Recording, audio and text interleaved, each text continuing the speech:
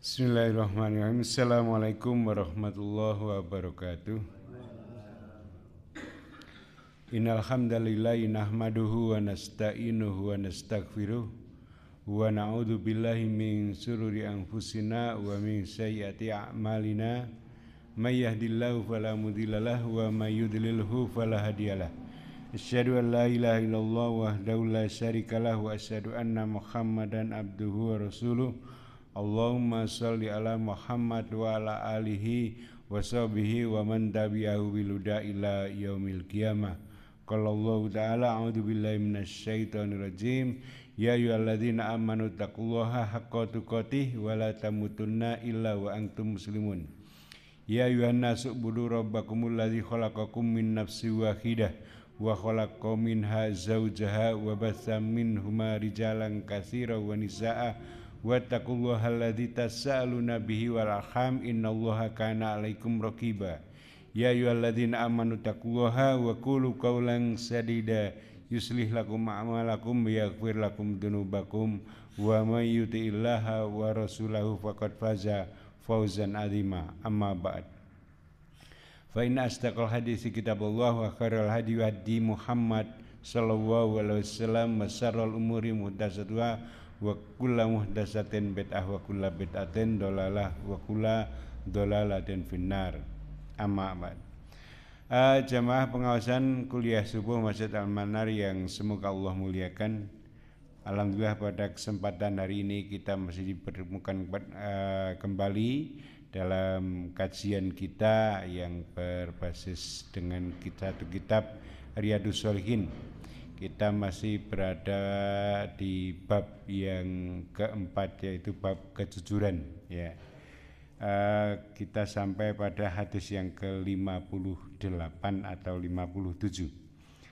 Hadis an Abi Sabit wa qila Abi Sa'id wa qila Abil Walid Sahal bin Hunayf wa huwa Badariyun radhiyallahu anhu annan Nabi sallallahu alaihi wasallam qala man sa'alallahu ta'ala syihadata bi sidqin balaghullahu manazila syuhada wa imata ala firasihi. Rawahul Muslim. Jamaah yang dimuliakan Allah Subhanahu wa taala, hadis yang ke-57 atau 58 ini diriwayatkan dari Abu Sabit. Beliau punya julukan, ada Abu Sa'id atau Abu Walid. Dia namanya sendiri adalah Sahal bin Hunayf radhiyallahu anhu. Wa huwa Badariyun, dan dia adalah orang yang ikut ahli Badar, ya, orang yang ikut ahli Badar. Ini punya kedudukan tersendiri ahli Badar ini.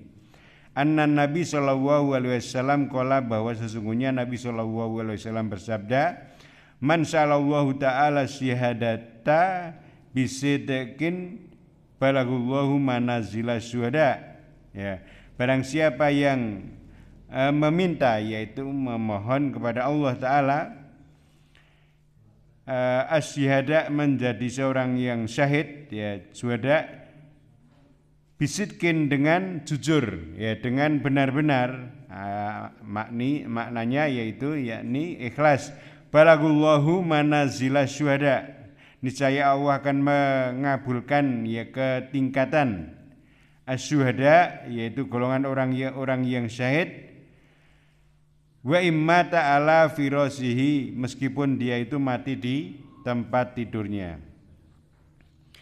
Jamaah yang dimuliakan Allah Subhanahu wa taala, yang pertama, hadis ini diriwayatkan oleh Abu Sabit. Dia itu adalah seorang yang ikut dalam peperangan Badar. Kedudukan tertinggi di dalam kalangan para sahabat itu adalah mereka yang ikut perang Badar. Mengapa? Karena kita mengetahui bahwa awal-awal dakwah Islam itu mendapati banyak sekali tantangan, ya. Tantangan tidak hanya dari kelompok lain, tetapi mungkin dari keluarganya. Ada yang ayah, ya, melawan anaknya, anaknya sudah masuk Islam, atau kebalikannya ada ayahnya yang sudah masuk Islam terlebih dahulu, anaknya dan keluarganya yang lain masih dalam keadaan musyrik, ya, dan seterusnya, ya. Dan waktu itu jumlahnya kaum muslimin itu masih sangat sedikit. Artinya kemudian orang yang benar-benar mengikuti Rasulullah itu tantangannya begitu besar, sampai kemudian terjadilah peperangan itu untuk mempertahankan dakwahnya. Maka orang-orang yang sudah masuk Islam itu berusaha untuk mempertahankan itu, bahkan kemudian perbandingan antara jumlah, ya, karena itu bukan sebuah peperangan, artinya tadinya itu hanya pencegatan begitu, sampai akhirnya terjadi peperangan. Wallahu alam, yaitu akhirnya orang yang punya perang Badar yang mengikuti orang perang Badar itu benar-benar dalam kondisi yang penuh banyak tantangan, sehingga orang-orang yang mengikutinya itu punya kedudukan khusus, ya, di dalam Islam ini mempunyai kedudukan yang tinggi. Jadi sahabat tertinggi itu ya para sahabat yang mengikuti perang Badar ini, ya. Jadi ini salah satunya adalah Abu Sabit ini, Sahal bin Hunayf ini. Beliau adalah seorang ahli Badar. Dia meriwayatkan sebuah hadis, annan Nabi sallallahu alaihi wasallam qala, bahwa sesungguhnya Nabi sallallahu alaihi wasallam bersabda, man sa'alallahu ta'ala syahadata bisidqin balagullahu manazila syuhada wa imata ala firasihi, rawahul Muslim, ya.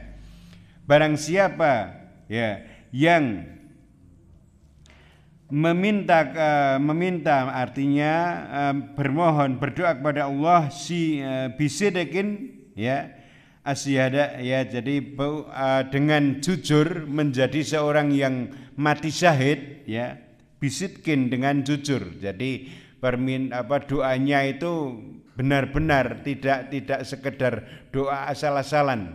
Nah, kebanyakan ini kita mendengar orang-orang itu yang berdoa meminta tetapi main-mainan, ya. Misalnya bagaimana? Misalnya berdoa sambil kemudian dinyanyikan, ya, dinyanyikan. Masa berdoa meminta kepada Allah sesuatu tapi kemudian caranya tidak seperti yang seharusnya, dinyanyikan atau bahkan dengan musik-musik, dengan tingkah laku yang senang-senang, hura-hura begitu.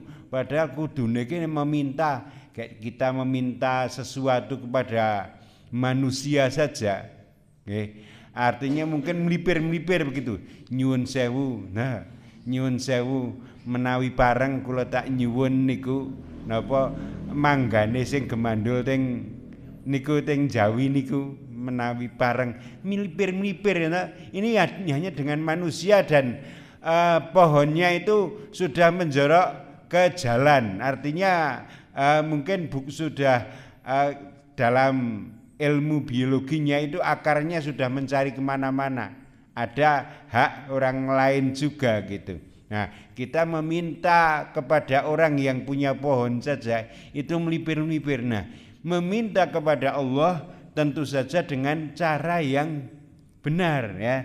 Jadi diawali dengan niat yang benar, bisidkin, ya. Niat memintanya ketenanan, ya. Jadi minta untuk mati syahid, iya, bukan sekedar main-main, ya. Minta yang tenanan. Jadi ini pengaruh dari suatu doa itu penting sekali. Memang agama Islam ini seluruhnya diawali dari doa, ya. Doa menjadi pangkal dari semua amalan, ya. Apakah kemudian sebuah amal itu akan menjadi ibadah atau tidak, itu karena doa, ungkapan Misalnya bahkan kemudian seseorang laki-laki dengan perempuan saja ya, hanya dengan ucapan ijab kabul ya, itu akhirnya menjadi halal. Tetapi tanpa ada ucapan itu, meskipun kemudian perayaannya macam-macam sekali ya, tetapi tanpa ucapan itu menjadi tidak halal. Jadi berbeda ya antara yang diawali dengan doa dan tidak diawali dengan doa. Maka penting sekali yang namanya doa. Ad-du'a'u innad du'a huwal ibadah. Sesungguhnya inti dari doa itu ya, doa itu adalah ibadah. Ya, Rasulullah SAW bersabda demikian ya. Inna ad-du'a'u huwal ibadah, atau kama qala Rasulullah SAW ya. Jadi intisari dari doa itu adalah ibadah.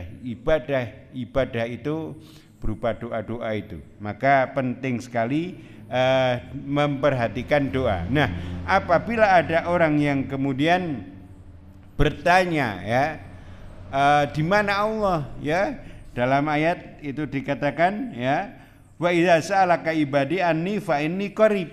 Ya, apabila ada seorang hamba yang bertanya Allah itu di mana ya, ya, maka kemudian Rasulullah disuruh menjawab, katakanlah wahai Muhammad, sesungguhnya aku ini dekat. Ujibu da'watat idza ujibu da'watat da'i idza da'ani. Ya, aku akan mengabulkan doa-doa apabila mereka berdoa. Fal yastajibuli wala tu'minu bihi la'allahum yarsudun ya. Hendaklah mereka itu memenuhi perintahku dan beriman kepadaku agar mereka memperoleh kebenaran. Jadi pentingnya doa. Hadis ini mengajarkan tentang pentingnya doa. Jadi cita-cita itu adalah sebuah keinginan yang kemudian akan menjadi ibadah apabila disertai dengan doa. Ya, kita pengen sukses akhirat ya. Akhir dari sebuah kehidupan itu ya kematian, itu adalah pintu masuk akhirat. Maka mintanya kesuksesan itu yang paling penting adalah akhirat. Boleh minta keduniaan, tetapi keduniaan yang secara umum, jangan petil-petilan ya. Jadi minta kepada Allah kok sing sidik-sidik. Ya Allah berikanlah aku mobil. Mobil itu kan sedikit ya. Lebih baik ya Allah berikanlah aku kebaikan di dunia ya. Kebaikan di dunia itu tidak sekedar dapat mobil, dapat rumah, dapat istri, tapi mesti mobilnya yang bagaimana yang hasanah ya. Kalau ada istri ya istri yang solihah ya. Jadi mintanya itu jangan yang sifatnya keduniaan semata, tapi minta yang berakibat kepada akhirat. Seperti Sahal ini, yang hadis yang diriwayatkan oleh Sahal ini ya, mintanya minta syahid ya, minta syahid tetapi dengan kesungguhan. Ya Allah jadikanlah aku orang yang mati syahid ya. Jadi mintanya itu adalah sesuatu yang berkaitan dengan akhirat, urusan akhirat. Keduniaan minta kebaikan di dunia. Kebaikan di dunia adalah kebaikan yang membawa semua urusan dunia itu kepada akhirat. Misalnya diberikan harta, yuk kemudian hartanya menjadi berkah ya. Nah cuma dapat mobil, dapat rumah, dapat pekerjaan yang mapan, itu kalaupun itu tidak berkah ya nanti tidak akan berakibat baik di akhirat. Maka permintaan itu harus dikaitkan dengan akhirat ya. Misalnya kita pengen pekerjaan, boleh kita berdoa kepada Allah minta pekerjaan, tetapi pekerjaan yang mudah, yang halal, yang rezekinya berkah. Ditambahkan ya embel-embel yang sifatnya itu adalah yang ukhrawi, bukan sekedar permintaan yang sifatnya keduniaan semata.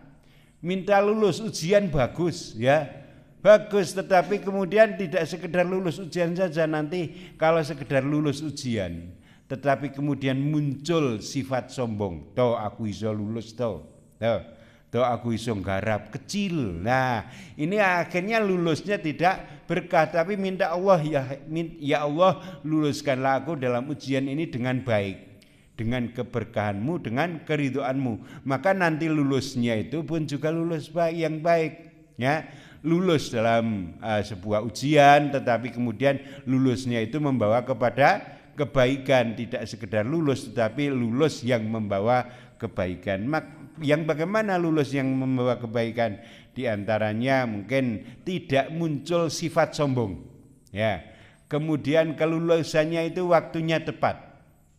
Ya, ada teman-teman itu yang mengatur cara ujian. Maksudnya bagaimana? Ada yang kemudian kan secara umum sepakatnya kiye ya tak nggo kabeh gitu. Tetapi ada yang kemudian saya bisa membagi waktu, ada yang untuk kegiatan keagamaan, ada yang untuk kegiatan perkuliahan. Maka saya akan mengambil jamnya yang saya mampu. Akhirnya ujian tidak semua diambil, tetapi di rodok karisik rapopo. Akhirnya kemudian ketika ujian agak terlambat dari yang lain, memang karena tidak hanya memilih mata kuliah tertentu, tetapi kemudian selain hasilnya lebih bagus karena bisa diatur, juga kebetulan, nah ini qadarullah ya, waktu lulusnya itu bertepatan dengan kemudian kondisi saat itu ada yang membutuhkan, ya, membutuhkan secara waktunya pas, nilainya juga pas, ya itu adalah lulus yang berkah, ya. Tidak sekedar lulus, nek lulusan ngono wis anggar nilainya KKM, ya, kriteria ketuntasan minimal, ya, ya lulus. Tetapi kemudian pada saat-saat tertentu tidak menjadi lebih bermanfaat. Akan sing penting kemudian kita tidak melupakan urusan akhirat. Maka ya mintanya kepada Allah tentang kelulusan itu juga ya mintanya yang kebaikan, ya, diberkahi dengan urusan kebaikan, urusan ukhrawi. Jadi permintaan segala urusan itu selain diawali dengan kejujuran, mintanya itu jujur, minta tenan itu loh. Ya, jadi bukan minta-mintaan, tapi permintaan yang sesungguhnya, permintaan ya bisidkin, ya, dengan kejujuran, ya, dengan yakni al-ikhlas, ya, niatnya ya ikhlas tenan lillahi ta'ala, kemudian berharap akan adanya kebaikan. Termasuk orang ini apabila ya bercita-cita, man sa'alallahu ta'ala asyuhada bisidkin balagullahu manazila syuhada, dan orang ini bercita-cita untuk mati syahid, ya, maka akibatnya apa kalau cita-citanya itu benar, ya, jujur, ya, maka balagullahu manazila syuhada, maka Allah akan mengabulkan cita-cita itu ke tingkatan orang-orang yang mati syahid, wa immata ala firasihi, meskipun kemudian dia itu mati di tempat tidurnya. Jadi mati artinya kan kita mengetahui bahwa yang namanya syahid itu berbagai tingkatan. Tingkatan yang tertinggi adalah tingkatan yang lillahi kalimatillah, untuk menegakkan kalimat Allah, ya, berjihad, ya, itu adalah tingkatan syahid yang tertinggi, ya. Nah, kemudian ada tingkatan-tingkatan syahid yang lain, ya, termasuk bahkan sebagian besar ulama itu mengatakan bahwa para ulama itu sendiri adalah asyuhada, ya. Dia menyaksikan bahwa Allah itu adalah ilah kita, kemudian Muhammad adalah rasul kita, ya. Kemudian dia ini haram, ini halal, dia yakini, ya, ini yang ini boleh, yang ini tidak boleh, ya, itu diyakini, ya, sehingga para ulama itu adalah orang yang menyaksikan juga syuhada itu tingkatan Syuhada itu berbagai macam tingkatan. Tingkatan tertinggi memang adalah orang yang kemudian mati syahid di jalan Allah Subhanahu wa taala, ya. Jadi Allah akan mengabulkan doa orang yang berdoa ingin mati syahid meskipun kemudian dia itu mati di dalam tempat tidurnya. Ini berarti ada pengkabulan doa itu tidak mesti sesuai dengan permintaan. Ya. Yang pertama memang pengkabulan doa itu persis seperti yang diminta. Misalnya ini bahkan Umar bin Khattab radhiyallahu an ini meninggal dunia setelah Fathul Mekah, dan kemudian di dalam salah satu doanya dia itu berdoa, semoga saya ya Allah aku ini masukkanlah aku dalam keadaan orang yang syahid, ya. Tetapi meninggalnya itu di Madinah, ya. Sampai dipaido oleh anaknya sendiri, ya pengen syahid kok Madinah sudah wis negeri yang sudah aman, mengapa kok minta syahid kok di kota Nabi, ya. Tapi kemudian ternyata di dalam sejarah kita membuktikan bahwa Umar bin Khattab itu meninggalnya karena ditikam, gitu. Ditikam, dan itu di negeri yang sudah aman. Negeri yang sudah aman, sudah tidak ada peperangan di dalam, tetapi ada pengkhianat, ya, dari kalangan orang-orang yang musyrik, ya. Ini dari kelompok Khawarij, ya, itu menikam, ya, dengan senjata yang sudah diberikan racun begitu. Akhirnya kemudian terkabul doanya itu seperti yang diminta. Ya, atau kemudian ada lagi sahabat yang minta, senang sekali ikut berjihad, ya. Dia pengen mati syahid, ya. Tetapi kemudian sampai meninggalnya adalah di tempat tidurnya, seperti misalnya Khalid bin Walid, itu kan meninggal sudah lama, itu sahabat yang meninggalnya itu sudah lama. Beliau Khalid bin Walid itu tidak pernah melewatkan kesempatan untuk berjihad, ya, sampai banyak sekali di dalam tubuhnya itu luka-luka, bisa kena panah atau kena pedang, gitu. Ya, karena senjata lawan itu kan tetapi tidak pernah sampai kemudian meninggal, ya. Meninggalnya Khalid bin Walid itu justru di tempat tidur. Nah, tetapi Allah Maha mengetahui bahwa kemudian cita-citanya itu benar, ya, bisitkin tadi, ya. Jadi man sallallahu ta'ala syahada bisitkin, barang siapa yang benar-benar memohon kepada Allah untuk mati syahid, ya. Kemudian meskipun kemudian beliau Khalid bin Walid itu meninggal di tempat tidur, tetapi kemudian dia tercatat sebagai orang-orang yang mati syahid.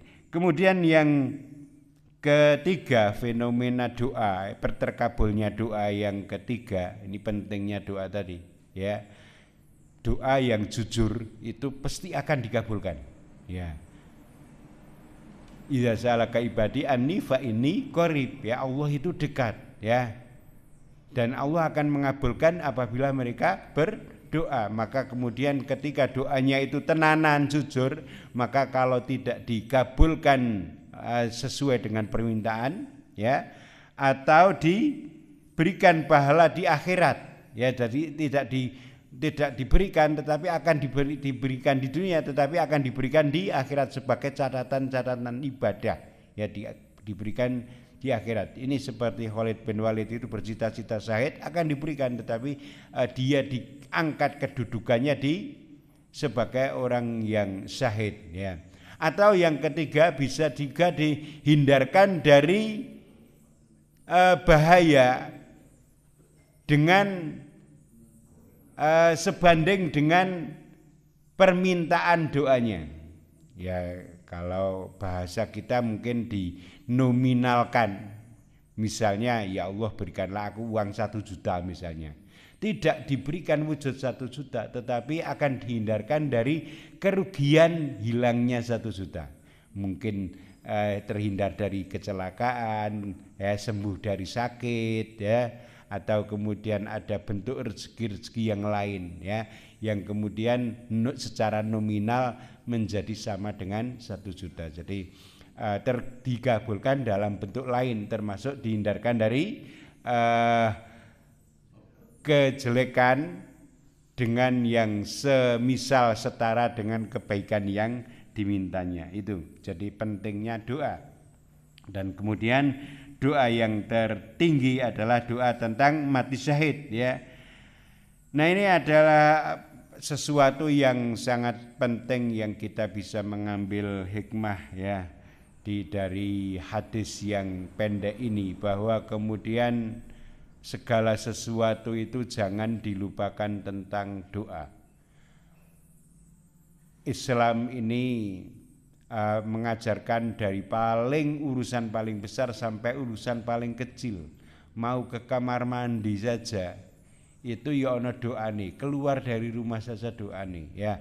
Angger-angger doa. Justru inilah hebatnya Islam. Segala urusan itu bisa memberi peluang terdapatnya atau tercapainya sebuah kebaikan, ya.